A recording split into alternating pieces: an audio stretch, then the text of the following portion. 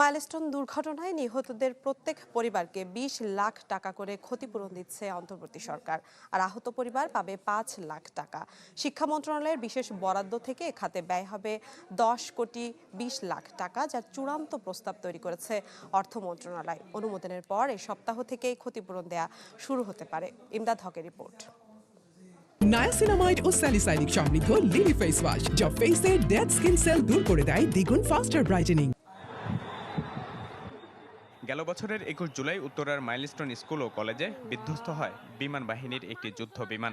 এতে নিহত হন ৩৫ জন, আহত হন ৬৪ জন। যারাও বা বেঁচে ফিরেছেন তারাও ভুলতে পারছেন না সেদিনের দুঃসহ স্মৃতি। শিক্ষা, স্বাস্থ্য, অর্থ মন্ত্রণালয় সহ সংশ্লিষ্টদের নিয়ে গত মাসের বৈঠকে চূড়ান্ত করা হয় দুর্ঘটনায় ক্ষতিগ্রস্তদের ক্ষতিপূরণ দেওয়ার প্রস্তাব। এ খাতে সরাসরি বাজেট বরাদ্দ না থাকলেও মানবিক বিবেচনায় ১০,২০,০০,০০০ টাকা এককালীন বিশেষ অনুদান দেওয়ার উদ্যোগ নিয়েছে অন্তর্বর্তী সরকার। অর্থ মন্ত্রণালয়ে চূড়ান্ত করা প্রস্তাবে বলা হয়, নিহতদের প্রত্যেক পরিবারকে দেওয়া হবে ২০ লাখ টাকা করে, আর ৫ লাখ টাকা করে পাবে আহতদের প্রত্যেক পরিবার।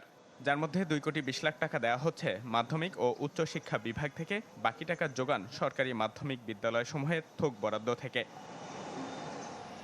সরকার নির্ধারিত আর্থিক বিধি অনুসরণ করে যাচাই বাছাই শেষে আহত ও নিহত পরিবারের নিজ নিজ ব্যাংক হিসাবে অর্থ প্রদান করা হবে। অব্যয়িত অর্থ আগামী জুনের মধ্যে সরকারি কোষাগারে জমা দিতে হবে।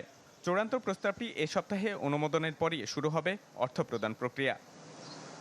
ইমদাদ হক, চ্যানেল 24, ঢাকা।